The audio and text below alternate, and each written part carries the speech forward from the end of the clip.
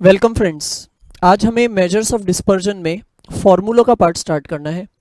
आज मैं आपको बताने वाला हूँ कि डिस्पर्जन को मेजर करने के क्या क्या तरीके हमें बताए हुए हैं। आइए देखते हैं, स्टार्ट करते हैं। सबसे पहले यहाँ पर हमको ये जान लेना चाहिए कि डिस्पर्जन के कुल मिलाकर के हमारे पास मेनली देयर आर 5 मेजर्स। हमारे पास में जो मेजर्स है कुल मिलाकर के 5 मेजर्स हैं। आइए चेक करते हैं। पहले नाम देख लेते हैं, फिर उनकी डिटेल में चलेंगे। तो सबसे पहला मेजर है रेंज। इसके बाद में एक आता है क्वार्टाइल डेविएशन। क्वार्टाइल डेविएशन के ही साथ में होता है इंटर क्वार्टाइल रेंज। तो आई कैन से कि हम इन दोनों को साथ में कवर करेंगे। फर्स्ट कौन सा हुआ? रेंज। सेकंड वाले पॉइंट में मैं दो चीजों को साथ में आपको समझाने वाला हूं। सेकंड वाले केस में एक होगा इंटर क्वार्टाइल रेंज और एक होगा क्वार्टाइल डेविएशन। ये दोनों को अपन साथ में लेते हुए चलेंगे। तो मैंने इन दोनों को, जिनको अलग से हाईलाइट किया है, टिक किया है, उन दोनों को हमें एक साथ पढ़ना होगा, इसलिए मैं उनको एक मान रहा हूं। इसके बाद में फिर आएगा एक मीन डेविएशन। ये हमारा थर्ड मेजर होगा डिस्पर्जन का। फोर्थ मेजर होगा standard deviation and the fifth one will be variance. 5 हो गए। फिर से हम नाम जरा याद करते क्या क्या है। सबसे पहला है range, quartile deviation, mean deviation, standard deviation and variance. इस तरह से 5 मेजर्स हैं जो हमें कवर करने होंगे। अब जिस तरह आपको एब्सोल्यूट वाली साइड में 5 मेजर्स के नाम नजर आ रहे हैं, बिल्कुल इनके ऑपोजिट साइड में आप देखेंगे रिलेटिव मेजर्स में भी आपको 5 मेन नाम नजर आएंगे। मैं आपको ये तो समझा ही चुका हूं कि एब्सोल्यूट में और रिलेटिव में क्या डिफरेंस होता है।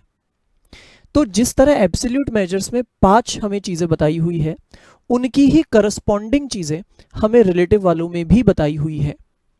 और हम ये बात गौर से देख सकते हैं कि रिलेटिव वाले जो मेजर्स होते हैं उनके नाम के आगे कुछ वर्ड्स ऐड हो जाते हैं, और वो क्या है? Coefficient of. चेक करते हैं हम। जैसे आप देखेंगे रेंज का करस्पॉन्डिंग यहां पर हमें क्या दे रखा है? Coefficient of range. यानी अगर range is the absolute measure तो coefficient of range is the relative measure. और आगे बढ़ते हैं। क्वार्टाइल डेविएशन को अगर मैं एब्सोल्यूट मेजर कहता हूं तो उसका रिलेटिव वाला कौन सा होगा? Coefficient of quartile deviation. यहां पे क्यूडी का मतलब है क्वार्टाइल डेविएशन। इसी तरह से मीन डेविएशन के ऑपोजिट साइड में coefficient of mean deviation. Further आप और अंदर देखेंगे तो मीन डेविएशन में भी 3 पार्ट्स बने हुए हैं। हम अभी उनकी बात नहीं करने वाले हैं, वो सब मैं आपको डिटेल में जब मैं आपको टॉपिक के अंदर लेकर जाऊंगा तब आपको खुद ही मैं समझा दूंगा। तो अभी आपको भी इन सबको रीड करने की जरूरत नहीं है। मैं केवल जो आपको 5 मेन हेडिंग्स दिखाना चाह रहा हूं, आपको उन्हीं पे फोकस करना है इस समय, राइट?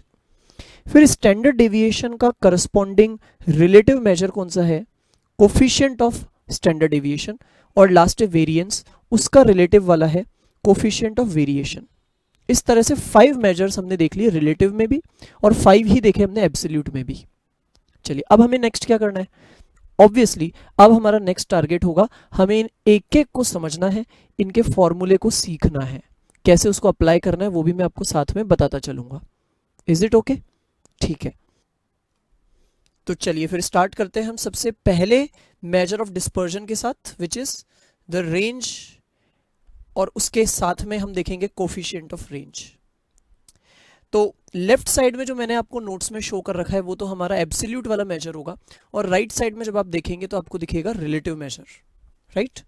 ठीक है, तो फिर स्टार्ट करते हैं, देखते हैं हम। सबसे पहले हम रेंज की बात कर रहे हैं। रेंज का मतलब क्या होता है आइए देख लेते हैं। देखिए रेंज का मतलब क्या होता है, जैसे हम कभी भी कोई चीज़ भी खरीद रहे होते हैं मार्केट से, तो हम ये बता देते हैं सामने वाले को, दुकानदार को, भाई मुझे ना 5,000 से 10,000 की रेंज का माल चाहिए। तो रेंज में हमेशा एक तो हम लोअर लिमिट बताते हैं और एक अपर लिमिट बताते हैं। सबसे छोटी वैल्यू और सबसे बड़ी वैल्यू, ये दोनों जब हम बताते हैं तो उसको हम एक रेंज कह देते हैं। अब यहां मेरे को रेंज ही निकालने के लिए बोला गया है, तो how to calculate that range आइए देख लेते हैं। मैं आपको अनडाउटेडली इस पूरे चैप्टर में तीनों सीरीज का कैलकुलेशन करना सिखाऊंगा, यानी हम इंडिविजुअल सीरीज का भी ये सभी डिस्पर्जन निकालना सीखेंगे, फिर हम डिस्क्रीट सीरीज का भी सीखेंगे और हम कंटिन्यूस का भी सीखेंगे। तो स्टार्ट कर रहे हैं हम। सबसे पहले हम रेंज निकालना सीख रहे हैं और रेंज में हमारा सबसे पहले फोकस है इंडिविजुअल सीरीज पर। मैं कोई भी एग्जांपल ले लूं, अगर मान लीजिए जैसे मैंने यहां पर कुछ भी वैल्यूज लिख दी। अब यहां पर ये जो मैंने 5 वैल्यूज लिखी है, this is the case of individual series. Range निकालने के लिए हमें सबसे छोटा नंबर इसमें से ढूंढना है और फिर सबसे बड़ा नंबर भी ढूंढना है। 2 नंबर्स ढूंढने हैं। सबसे बड़े नंबर यानी हाईएस्ट वाले नंबर को हम सिंबल दे देते हैं h। तो सबसे बड़ा नंबर यहां पर कौन सा दिख रहा है? 60। इसको मैंने छाट के अलग कर लिया। और इसी तरह से सबसे जो लोएस्ट वाली वैल्यू है जिसको हम सिंबल देने वाले हैं l, वो हम छाट के अलग कर देते हैं 3। और अब रेंज निकालना है बहुत ही आसान। रेंज का फॉर्मूला है highest value minus lowest value. तो आपको दिख गया होगा, बहुत ही आसान आंसर है। 60 minus 3, that means 57 is the final answer. Is it okay? बहुत ही ईजी था। तो रेंज निकालना बहुत ही ईजी होता है। अच्छा, मैं आपको यही रेंज अगर डिस्क्रीट सीरीज के केस में निकालने के लिए बोलूं तो वो कैसे निकालेंगे हम? आइए देख लेते हैं। देखिए, इंडिविजुअल सीरीज में हमने क्या किया, जरा ध्यान से देखें। हमने इंडिविजुअल सीरीज में जो हमको सिंगल कॉलम में वैल्यूज दी हुई है, जिसको हम x कहते हैं, उस x वाले कॉलम में से हाईएस्ट वैल्यू ली और उसमें से लोएस्ट वैल्यू ली, दोनों को माइनस कर दिया, दैट कम्स द रेंज। लेकिन जब हम डिस्क्रीट सीरीज की बात करेंगे तो वहां तो हमारे सामने 2 कॉलम्स होंगे। One will be of x and one will be of f, यानी फ्रीक्वेंसी। मैं मान लेता हूं, अगेन मैं कुछ भी वैल्यूज लिख रहा हूं, 3, 6, 10, 30, 50, राइट। और फिर मैंने इनके आगे इनकी फ्रीक्वेंसीज भी लिख दी। कुछ भी ले लेते हैं हम, 2, 3, 4, 5, 6। अब बात आती है यहां पर रेंज कैसे निकालेंगे। देखिए, रेंज के लिए तो हमेशा आपको एक चीज याद रखनी है, हाईएस्ट वैल्यू और लोएस्ट वैल्यू का डिफरेंस ही रेंज होता है, इसमें कोई चेंज नहीं आने वाला। अब बस सवाल ये है, इस टेबल में से मैं हाईएस्ट वैल्यू कहां से ढूंढूंगा? तो आपको एक बात तो ध्यान रखनी है, फ्रीक्वेंसी में से ये वैल्यूज नहीं ढूंढनी है। मैं ये बोल सकता हूं कि रेंज निकालते समय फ्रीक्वेंसी वाले कॉलम का कोई यूज नहीं है, there is no use of frequency. तो हमारा पूरा फोकस सिर्फ x पर है। अब x में से आप सबसे हाईएस्ट वैल्यू को ढूंढ लीजिए। सिंपल है, हाईएस्ट वैल्यू है हमारे पास 50 और लोएस्ट वैल्यू है हमारे पास 3। तो बस अगेन मैं बोलूंगा, range is equal to highest value minus lowest value, मतलब 50 माइनस 3 मतलब कि 47। सिंपल है, कोई प्रॉब्लम नहीं होगी इसमें। बस जो गौर करने की बात थी मैंने बता दी। आपको सिर्फ x वाले कॉलम को ही देखना है, आपको फ्रीक्वेंसी को बिल्कुल देखने से मतलब नहीं होगा, राइट। इसके आगे अब मैं आपको बताता हूं फिर नेक्स्ट कंटिन्यूस सीरीज। अगर हम कंटिन्यूस सीरीज में रेंज निकाले तो कैसे निकाले? अगेन हमारे पास there are 2 columns, x and f। और मैं अक्सर जो तरीका यूज करता हूं, मैं फर्स्ट वाले कॉलम को यहां पर क्लास के नाम से लिखता हूं। कोई भी क्लासेस हम ले लेते हैं, 0 to 5, 5 to 10, 10 to 20, 10 to 15 ले लेते हैं। चलिए इक्वल क्लासेस रख लेते हैं हम, वैसे तो अनइक्वल भी रख लेंगे तो नो प्रॉब्लम। तो मैं 4 क्लासेस लिख रहा हूँ, उनकी अपनी अपनी फ्रीक्वेंसीज भी मैंने लिख दी। अब यहाँ पे रेंज कैसे निकाले?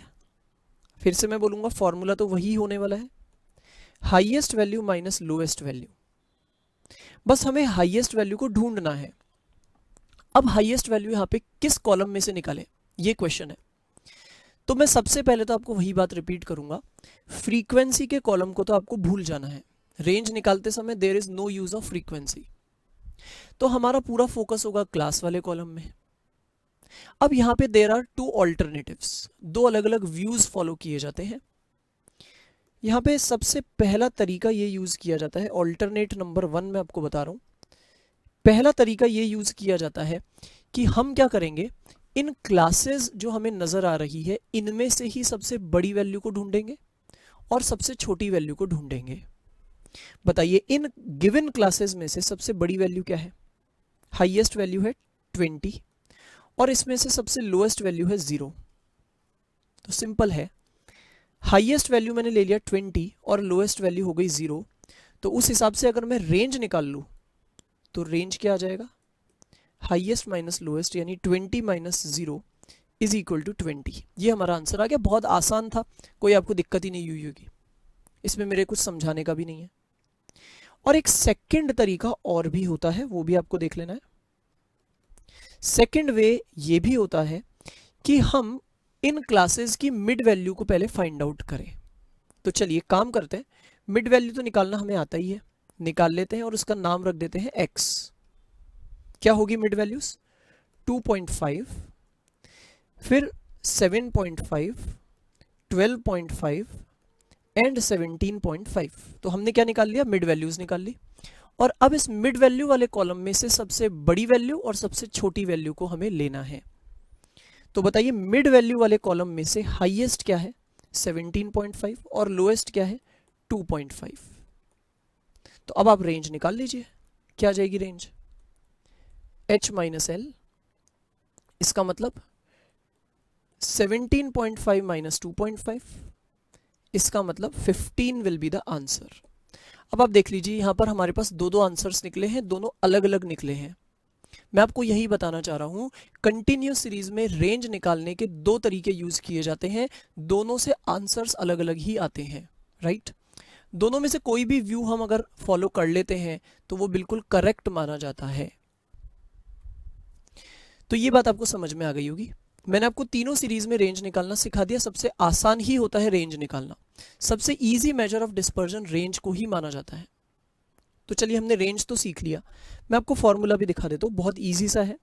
Highest value minus lowest value, that is the formula of range. अब हम चलते हैं इसी के रिलेटिव मेजर पे, इसी के रिलेटिव मेजर पे चलते हैं। तो जब हम इसी के रिलेटिव मेजर को देखते हैं तो उसका नाम क्या है, जरा चेक करें। उसका नाम है कोफिशिएंट ऑफ रेंज। अब आप सोचिए कोफिशिएंट ऑफ रेंज से हमारा आंसर विदाउट यूनिट्स आने वाला है और हम मान के चलते वो पॉइंट्स में ही आएगा। रेंज का जो कोफिशिएंट है, यानी रिलेटिव मेजर जो हम अब सीखने वाले हैं, उससे जो आंसर आएगा वो पॉइंट्स में ही आएगा। मैंने आपको बताया हुआ है रिलेटिव मेजर्स के आंसर या तो पॉइंट्स में आते हैं या फिर हम उसको परसेंटेज में भी एक्सप्रेस कर सकते हैं मल्टीप्लाइड बाय 100 लगा के। तो there are two ways, either to express it in points और इन परसेंटेज। ठीक है, फॉर्मूला क्या है मैं आपको बता देता हूँ। फॉर्मूला है इसका हाईएस्ट माइनस लोएस्ट। अब यहां तक तो हम रेंज के फॉर्मूले तक ही है, और फिर फर्दर आता है divided by highest plus lowest. बहुत सिंपल सा formula, highest value minus lowest value divided by highest value plus lowest value. तो हमें क्या करना है, हमने दोनों वैल्यूज को ढूंढ तो रखा ही है, हमें तो बस इस फॉर्मूले में लगा देना है 60 माइनस 3 डिवाइडेड बाय 60 प्लस 3, यानी 57 डिवाइडेड बाय 63। तो अब अगर मैं यहां पर आंसर निकालूंगा तो वो क्या आएगा? तो चलिए जरा कैलकुलेट भी कर लेते हैं यहां पर अपन। इसका आंसर क्या आने वाला है ये चेक करते हैं। इसका आंसर आएगा 57 डिवाइडेड बाय 63, तो दैट कम्स 0.904। ठीक है, ये हमारा आंसर आ गया। और मैं अगर इसको परसेंटेज में लिखना चाहूँ तो परसेंटेज में भी लिख सकता हूँ। परसेंटेज में क्या आ जाएगा ये? 90.4%। तो जैसे कि मैंने आपको बोला था, परसेंट में लाने के लिए उसको इंटू 100 कर देते हैं। आप खुद समझ जाइए, 0.904 को अगर मैं मल्टीप्लाइड बाय 100 करूंगा तो हमारा जो डेसिमल है वो 2 प्लेसेस आगे खिसक जाएगा। तो 90.4% ये हमारा आंसर हो जाएगा। दोनों में से कैसे भी हम लिखेंगे वैलिड माना जाएगा। अब अगर हमें ऑप्शंस दिए हुए हैं मान लीजिए, तो इन दैट केस अगर ऑप्शंस दिए हुए हैं तो हमें दोनों में से जो भी एक ऑप्शन दिखेगा हम उसी को टिक कर देंगे। Is it right? ठीक है जी। अब मैं नेक्स्ट आपको बता देता हूं डिस्क्रीट सीरीज का जो मैंने क्वेश्चन आपके सामने लिखा है उसका भी कोफिशिएंट कैसे निकलेगा। बहुत सिंपल है, वैसे आप खुद भी समझ गए होंगे। अब मैं यहां पर अगर इसका कोफिशिएंट निकालता हूँ तो व्हाट दैट कम्स, चेक कर लेते हैं। Coefficient of range is equal to highest minus lowest divided by highest plus lowest. इसका मतलब 47 डिवाइडेड बाय 53। अब फाइनल आंसर हम खुद निकाल भी सकते हैं कैलकुलेटर से, उसमें कोई प्रॉब्लम नहीं आएगी, ठीक है। तो 47 डिवाइडेड बाय 53, तो दैट इज 0.887, ठीक है, which can be written like 88.7%, कैसे भी लिख सकते हैं। और फिर अब मैं फाइनल आपको अगर कंटिन्यूस सीरीज पर लेकर चलूं तो कंटिन्यूस सीरीज में तो हम ये बोलेंगे कि कोफिशिएंट भी दो तरीके से निकाले जा सकते हैं, जैसे रेंज भी हमने दो तरीकों से निकाली थी। तो अगर मैं ऑल्टरनेट 1 के अकॉर्डिंग चलूं तो उसके हिसाब से तो जो हमारा कोफिशिएंट ऑफ रेंज है वो क्या आएगा, highest minus lowest upon highest plus lowest, यानी 20 माइनस 0 अपॉन 20 प्लस 0, मतलब कि 1 आंसर आ जाएगा हमारा यहाँ पर। और अगर मैं ऑल्टरनेट नंबर 2 के अकॉर्डिंग चलूँ तो उसके अकॉर्डिंग कोफिशिएंट ऑफ रेंज हमारी क्या आ जाएगी, वो आ जाएगा 17.5 माइनस 2.5 डिवाइडेड बाय 17.5 प्लस 2.5, इसका मतलब 15/20, मतलब 0.75, राइट। क्लियर हो गया होगा आपको। एक बात मैं और आपको बताना चाहता हूँ कि कंटिन्यूस सीरीज में अगर मुझे रेंज पूछी जा रही है और बाय चांस अगर कंटिन्यूस सीरीज मान लेते हैं इंक्लूसिव फॉर्म में आ जाती है, तो हमें सबसे पहले उसे बदलना ही पड़ेगा एक्सक्लूसिव में, क्योंकि आप समझ सकते हैं अगर हमने इंक्लूसिव से आंसर निकाला है रेंज का तो वो अलग आने वाला है और एक्सक्लूसिव से अलग आने वाला है।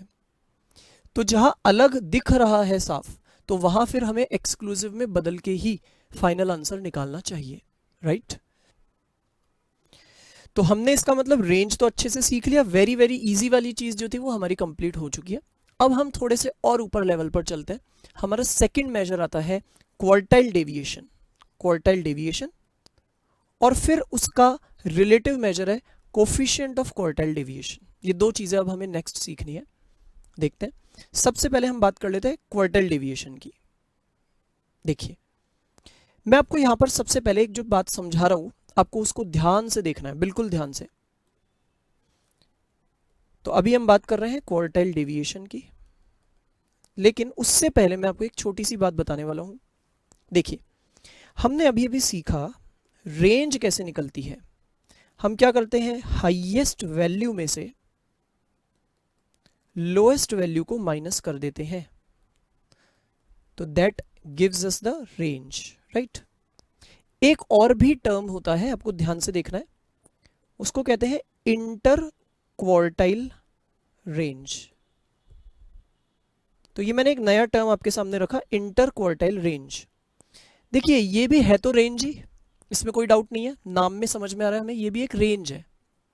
लेकिन ये किसके बीच की रेंज है, क्वार्टाइल्स के बीच की। आपको याद होगा हमने क्वार्टाइल्स का कॉन्सेप्ट अच्छे से समझा हुआ है। क्वार्टाइल्स हमारे पास कितने होते हैं, there are 3 quartiles, Q1 Q2 Q3। लेकिन मैंने आपको ये भी बताया हुआ है इनमें से जो बीच में है यानी Q2 वो तो मीडियन ही होता है, तो बीच में जो Q2 है दैट इज मीडियन, राइट। तो उसे तो आप एक बार हटा दीजिए, अब दो ही रह जाते हैं जिन्हें हम वास्तव में क्वार्टाइल्स का नाम देते हैं, एक तो Q1 और एक Q3, यही होते हैं क्वार्टाइल्स, एक तो Q1 और एक Q3। आप जानते हैं कि Q1 is the lower quartile, इसको हम क्या कहते हैं, लोअर क्वार्टाइल, और Q3 को कहते हैं हम अपर क्वार्टाइल। अब आप इस बात को समझिए कि जब रेंज होता है सबसे बड़ी और सबसे छोटी वैल्यू का डिफरेंस, तो इंटर क्वार्टाइल रेंज भी उसी की तरह होता है, लेकिन वो किस किस का डिफरेंस होता है, ये भी तो रेंज ही है इंटर क्वार्टाइल रेंज भी, लेकिन ये किस दो चीजों के बीच का डिफरेंस है, ये है सबसे बड़े क्वार्टाइल और सबसे छोटे क्वार्टाइल का डिफरेंस। बताइए सबसे बड़ा क्वार्टाइल हम किसको कहते हैं, Q3 को, सबसे छोटा क्वार्टाइल किसको कहते हैं, Q1 को। तो क्या मैं ये कह सकता हूं कि inter quartile range is equal to Q3 minus Q1, यानी upper quartile minus lower quartile, right. बस ये मैंने आपको अभी एक नया फॉर्मूला याद करवा दिया, आप ऐसा समझ लीजिए। तो मैंने आपको अभी एक और नया फॉर्मूला याद करवा दिया, inter quartile range which is Q3 minus Q1। क्या हमें Q3 Q1 निकालना आता है? बहुत आराम से आता है, बहुत अच्छे से आता है, हमने सीखा हुआ है बहुत अच्छे से। अगर आपको याद आ रहा है तो वेल एंड गुड, नहीं आ रहा है तो आप ज़रा अपने रजिस्टर्स में पीछे देखकर, नोट्स में देख कर के रिवाइज कर लीजिए। मैंने आपको बहुत डिटेल में बताया हुआ है, आपका सब लिखा हुआ भी होगा, राइट। तो Q1 Q3 निकालना मैं आपको अब वापस नहीं सिखाने वाला हूँ, उसके तो पूरे स्टेप्स थे, फॉर्मूला भी था उसमें nth टर्म का। और मैंने आपको ये भी बताया हुआ है कि Q1 Q3 इंडिविजुअल सीरीज में कैसे निकालते हैं, डिस्क्रीट में कैसे निकालते हैं, कंटिन्यूअस में कैसे निकालते हैं। तो उस हिसाब से आप वो तो निकाल लेंगे, और बस फिर निकालने के बाद आपको बस दोनों का डिफरेंस निकालना है, Q3 minus Q1, and that will be the answer. वो हो जाएगा हमारा इंटर क्वार्टाइल रेंज, यानी IQR, इंटर क्वार्टाइल रेंज। ठीक है ये बात? चलिए, अब आपको ये तो समझ में आ गया, मैं एक स्टेप और आगे आपको लेके चलता हूं।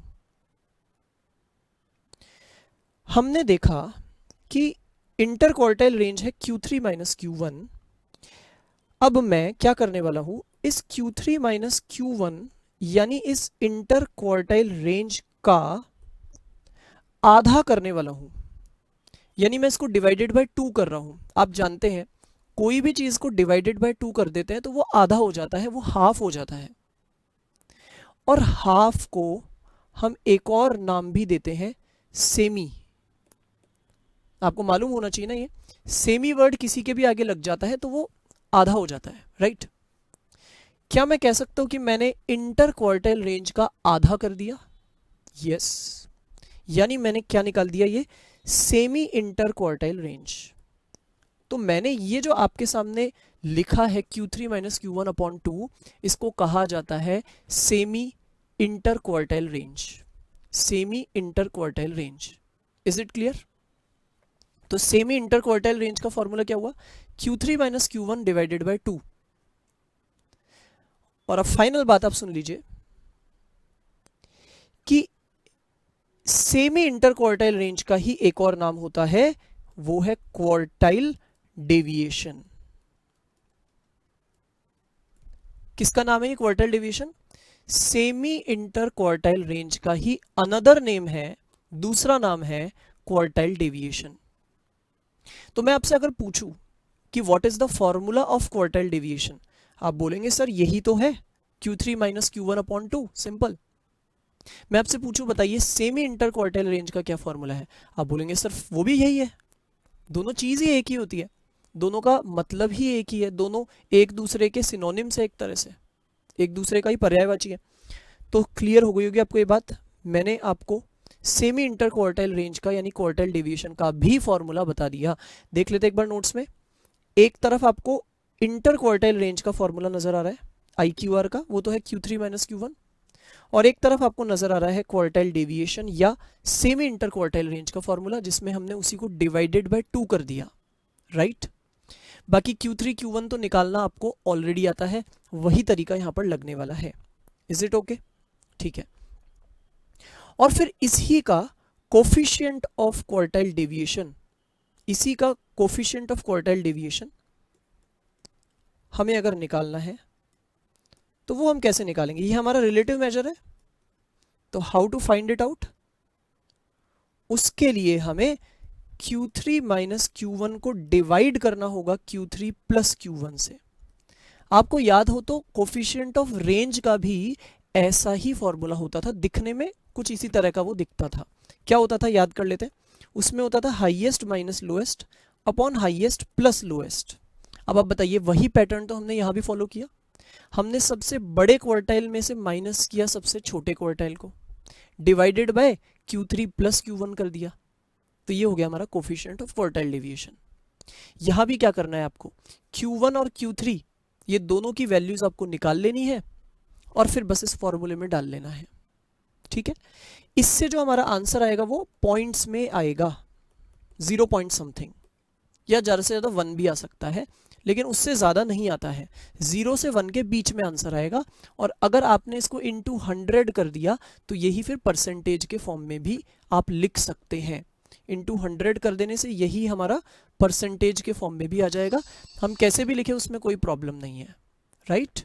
ठीक है, Q1 Q3 ये निकालना आपको ऑलरेडी आता है, ये मानते हुए मैं वापस नहीं बताऊंगा, क्योंकि अगर मैंने इसको वापस बताया तो एक तरह से हम एक ही टॉपिक को बार बार रिपीट करने लग जाएंगे। तो यहीं पर मैं इसको छोड़ रहा हूँ, क्वार्टाइल डेविएशन वाले पूरे कॉन्सेप्ट को। अब मैं आगे बढ़ रहा हूँ, जो नेक्स्ट हमारे काम का कॉन्सेप्ट है उसका नाम है मीन डेविएशन। और मीन डेविएशन के साथ में उसका फिर रिलेटिव मेजर भी आएगा, कोफिशिएंट ऑफ मीन डेविएशन। अब एज यूजुअल सबसे पहले मैं आपको मीन डेविएशन का मतलब बताना चाहता हूँ। मीन डेविएशन शब्द क्यों इसको दिया गया है, क्योंकि मैं हमेशा एक बात की कोशिश करता हूँ कि जिन जिन टॉपिक्स का नाम जो रखा गया है उसके पीछे अगर कोई पर्पस है, कोई मीनिंग है, तो पहले हमें ये मालूम पड़ना चाहिए कि वो क्या लॉजिक है जिसकी वजह से वो नाम रखा गया। अगर एक बार हमें वो नाम का मतलब समझ में आ जाता है तो हमें फिर अंदर की डिटेल थोड़ी आसानी से समझ में आती है। तो इसीलिए मैं आपको सबसे पहले अभी मीन डेविएशन का ही थोड़ा एक्सप्लेनेशन देना स्टार्ट कर रहा हूँ। देखिए, मीन डेविएशन जब हम कहते हैं तो एक्चुअली उसका मतलब क्या होता है, इसका ये नाम क्यों रखा गया, मैं आपको यही बता रहा हूँ। मीन डेविएशन का मतलब आप समझेंगे मीन ऑफ डेविएशन। आप इसको ऐसे याद कर लीजिए, ऐसे समझ लीजिए कि हमें क्या निकालना है, हमें मीन ऑफ डेविएशन निकालना है। यानी कि इसका मतलब ये निकला कि हमें डेविएशन का मीन निकालना है। अब मैंने आपको दो तरीके से समझा दिया, या तो मीन ऑफ डेविएशन यानी मीन किसका निकालना है, डेविएशन का, और या आप इसको ऐसे समझ लीजिए हमें डेविएशन का मीन निकालना है। हिंदी इंग्लिश दोनों तरह से मैंने आपको लिख के बता दिया। अब कैसे निकाला जाए, यहाँ पे हमें करना क्या है, तो आइए जान लेते हैं ये चीज हमें करना क्या है। देखिए, मैं अगर आपसे यहाँ पर ये बात पूछूं कि आपको मुझे बताना है कि x का मीन कैसे निकाला जाए, क्या आप मुझे बता सकते हैं? x का मीन तो हमने बहुत बार सीखा हुआ है। इंडिविजुअल सीरीज में x का मीन कैसे निकलता है, फॉर्मूला हम जानते हैं, सिग्मा लगा देते हैं x का और divided by number of observations कर देते हैं। तो जैसे अगर ये हमारे पास में x की सीरीज है तो हम सबसे पहले तो इसका सिग्मा लगा देते हैं यानी टोटल लगा देते हैं और फिर डिवाइडेड बाय n कर देते हैं। अब अगर हमें x का मीन निकालना आता है तो वैसे ही डेविएशन का मीन निकालना भी इसका मतलब हमें आता है, क्योंकि जब x का मीन निकालना आता है उसी तरीके से डेविएशन का मीन भी निकल सकता है। कैसे निकलेगा वो, अगर हमें डेविएशन का मीन निकालना है तो उसके लिए हमें करना पड़ेगा सिग्मा डेविएशन अपॉन n। जिस तरह यहां हमने सिग्मा x अपॉन n किया, यहां सिग्मा डेविएशन अपॉन n आ जाएगा। तो x का मीन निकालने के लिए x का सिग्मा करते हैं, वैसे डेविएशन का मीन निकालने के लिए डेविएशन का सिग्मा हम कर देंगे, राइट। सिंपल बात थी। अच्छा, अब यहां पे आप मेरे से पूछेंगे सर डेविएशन का मतलब क्या है, डेविएशन मीन्स व्हाट। तो मैं आपको याद दिलाना चाहता हूं, मैंने आपको पहले ये चीज बताई हुई है ऑलरेडी। मैं आपको ये भी बता देता हूं कि मैंने कब आपको बताया होगा, जब हम मेजर्स ऑफ सेंट्रल टेंडेंसी में मीन की प्रॉपर्टी सीख रहे थे तो वहां मैंने आपको बताया होगा कि डेविएशन शब्द का क्या मीनिंग होता है। तो मैं आपको याद दिलाना चाहता हूं, वहां हमने ये चीज देखी हुई है कि डेविएशन का मतलब होता है दो चीजों के बीच का डिफरेंस। डेविएशन का मतलब क्या होता है, दो चीजों के बीच का डिफरेंस। तो यहां पर हमें मेनली ये बात अब जाननी रह जाती है कि डेविएशन यानी डिफरेंस किन दो चीजों का। तो मैं आपको बता देता हूं, यहां पर जब हम डेविएशन शब्द यूज कर रहे हैं तो हम किन दो चीजों के बीच के डिफरेंस की बात कर रहे हैं। या तो हम बात कर रहे हैं x और उसके मीन का डिफरेंस, यानी किन दो चीजों के डिफरेंस की हम बात कर रहे हैं, x और x का मीन।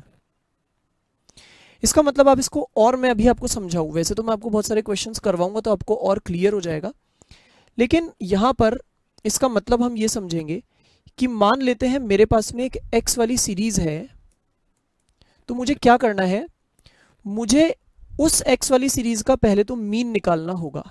मीन निकालना हमें आता है, सिग्मा x अपॉन n।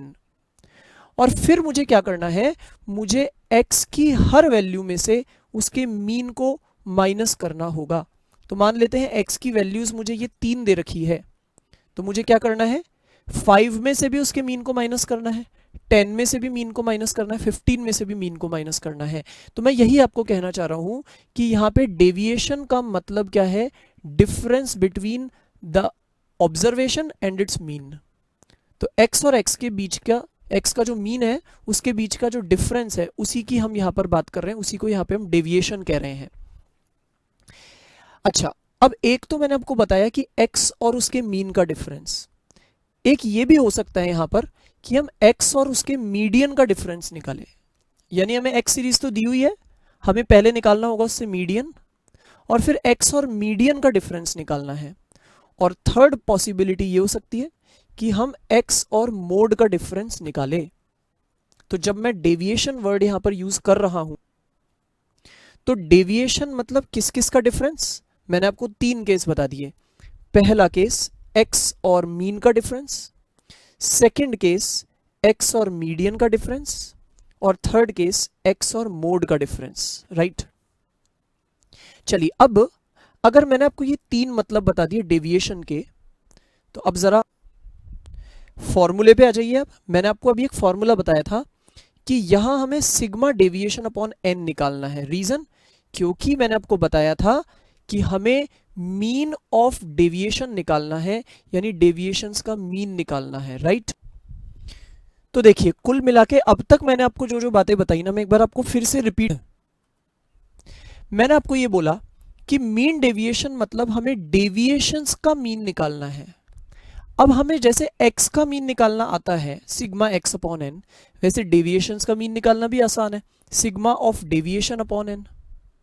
अब सिग्मा डेविएशन यानी डेविएशंस का टोटल मुझे लगाना है, एक डेविएशन नाम की चीज निकलेगी, उसका मुझे टोटल लगाना है। तो क्वेश्चन आता है डेविएशन मतलब डिफरेंस किस किस का, तो उसके मैंने आपको 3 केस बताए। पहला केस मैंने आपको बताया जिसमें x और मीन का डिफरेंस हमें निकालना है, एक में हमें x और मीडियन का निकालना है, और एक में हमें x और मोड का डिफरेंस निकालना है, राइट।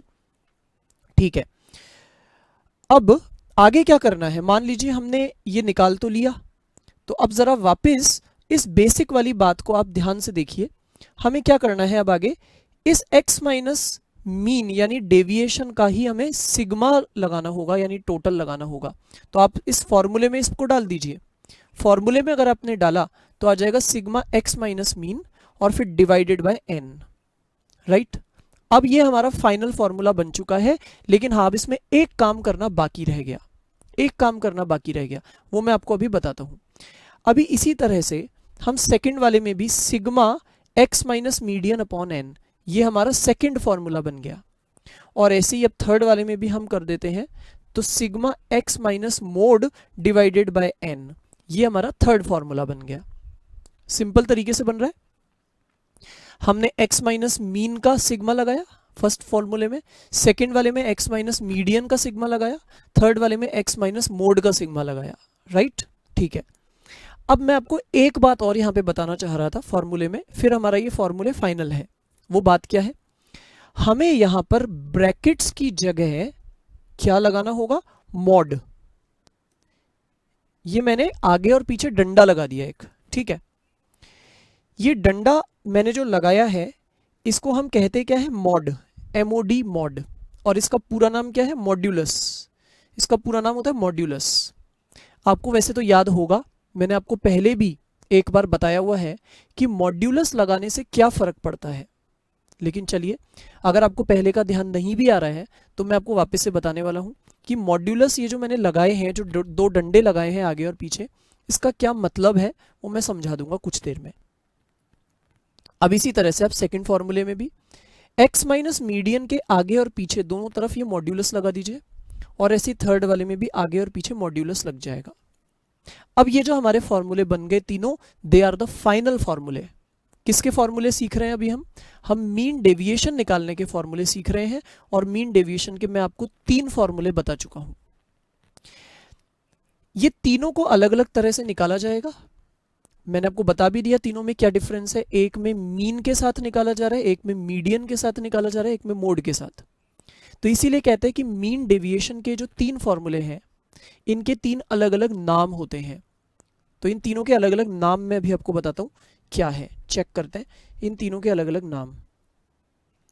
देखिए, जो फर्स्ट फॉर्मूला मैंने यहां पर लिखा उसको कहते हैं मीन डेविएशन अबाउट मीन। इसको कहते हैं मीन डेविएशन अबाउट मीन। क्यों कहते हैं इसको ऐसा? क्योंकि यहां हमने मीन से डिफरेंस निकाला है। सेकंड वाले को बोलते हैं मीन डेविएशन अबाउट मीडियन, क्योंकि हमने सेकंड फॉर्मूले में मीडियन से डिफरेंस निकाला है। और थर्ड को कहते हैं मीन डेविएशन अबाउट मोड, क्योंकि यहां हमने मोड से डिफरेंस निकाला है। मैं आपको क्वेश्चन करके बताऊंगा, अभी तो आपको फॉर्मूलों को याद करना मैं बता रहा हूं, फिर मैं इसको अप्लाई करना भी सिखाऊंगा, नो डाउट। ठीक है ये बात। सिंबल की अगर मैं बात करूं तो इसका symbol mean deviation about mean का सिंबल है ये, क्योंकि एक्स बार से ही हम निकाल रहे हैं सारे डिफरेंस। सेकंड वाले का सिंबल है मीन डेविएशन अबाउट मीडियन, तो MDM। और लास्ट वाले का है MDZ।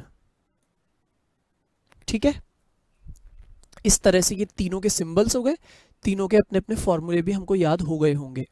अब सीखना है इसे अप्लाई कैसे करते हैं, राइट, ये हमको सीखना है। चलिए ठीक है, तो मैं अब आपको ये सिखा देता हूं हाउ टू अप्लाई देम। देखिए एक हम एग्जाम्पल ले लें, अगर जैसे मान लीजिए मैं एक एग्जाम्पल ले लेता हूँ, ध्यान से आपको देखना है।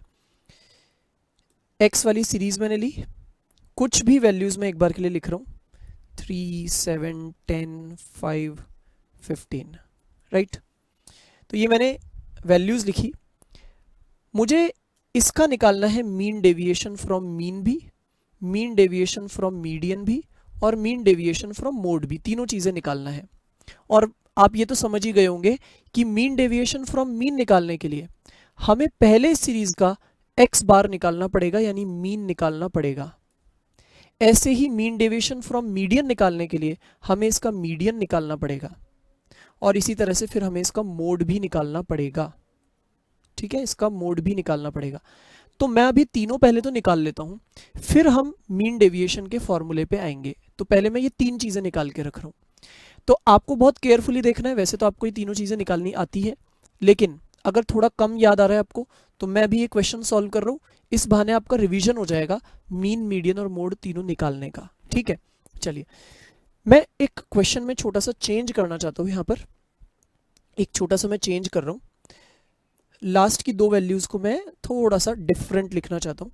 एक को मैंने लिखा 7 और एक को मैंने लिखा 13, राइट। चलिए ठीक है, अब मैं निकालना शुरू करता हूँ। सबसे पहले मीन निकलवा दीजिए आप। कैसे निकलता है मीन? सिग्मा एक्स, सबसे पहले टोटल लगा देते हैं, लगाते हैं टोटल, 40 आ रहा है टोटल, राइट। और फिर डिवाइडेड बाय, अगर एक्स बार हमें करना है तो sigma x divided by N. इसका मतलब 40 डिवाइडेड बाय 5, तो आंसर आ गया 8। This is our mean. फिर मीडियन निकाल लेते हैं एक बार। मीडियन निकालने के लिए हमें क्या करना होगा? सबसे पहले इसको असेंडिंग ऑर्डर में जमाना होगा। तो चलिए पहले तो मैं इसको असेंडिंग में जमा देता हूँ। मैं यहाँ पे अलग से कॉलम को वापस से लिखता हूँ, 3 देन 7 अगेन 7 देन 10 देन 13। तो अब मैं ये वाले कॉलम को हटा ही देता हूँ, क्योंकि अब मेरे लिए यूज़ का नहीं है। मैंने उसी बेसिक वाले क्वेश्चन को असेंडिंग ऑर्डर में जमा दिया, राइट।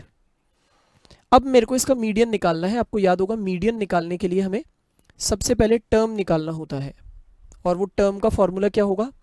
n+1 divided by 2। आपको याद होना चाहिए ये सब।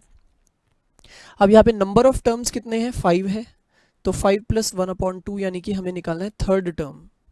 थर्ड टर्म क्या है आप देख लीजिए, 7 है, देयरफॉर 7 इज द मीडियन। और फिर हम निकाल लेते हैं मोड। बताइए मोड साफ नजर आ रहा है इंडिविजुअल सीरीज में? हमें क्लियरली दिख रहा है हमें मोड क्या है? 7 इज द मोड। क्यों? क्योंकि 7 वाली जो वैल्यू है वो 2 बार रिपीट हो रही है, ठीक है ना। हाईएस्ट नंबर ऑफ टाइम्स जो वैल्यू रिपीट होती है वही मोड होता है हमारा। तो साफ देख करके नजर आ रहा है कि मोड इज 7। तीनों चीजें मैंने निकाल ली। चलिए अब मैं निकालता हूं सबसे पहले मीन डेविएशन अबाउट मीन। उसका फॉर्मूला याद होगा आपको, क्या था? फॉर्मूला था उसका सिग्मा एक्स माइनस मीन का मॉड डिवाइडेड बाय एन। तो चलिए अभी क्या करूं मैं, अब मैं यहां पर इस फॉर्मूले के अकॉर्डिंग एक कॉलम बनाऊंगा x माइनस एक्स बार का। देखिए x माइनस एक्स बार का मैं कॉलम बनाता हूं। x बार मैंने 8 निकाल ही रखा है, तो अब मैं x में से 8 को माइनस करता जाता हूं। तो सबसे पहले 3 minus 8 minus 5, 7 minus 8 7 minus 8, 10 minus 8, 13 minus 8। सही है, ये मैंने निकाल लिया। अच्छा, अब जरा ध्यान से आप फॉर्मूले पे फिर से आइए। फॉर्मूले में लिखा लगा है मॉड। अब जो x माइनस मीन मैंने निकाला, इसके आगे पीछे मॉड लग रहा है, वो दो डंडे लग रहे हैं। इसका मतलब क्या होता है? इसका मतलब ये होता है कि ये जो x माइनस मीन वाला कॉलम हमने बनाया, इसमें जो भी माइनस की वैल्यूज है उन्हें भी हमें प्लस में कन्वर्ट कर देना है, यानी जितने भी माइनस के साइंस है उनको हटा देना है।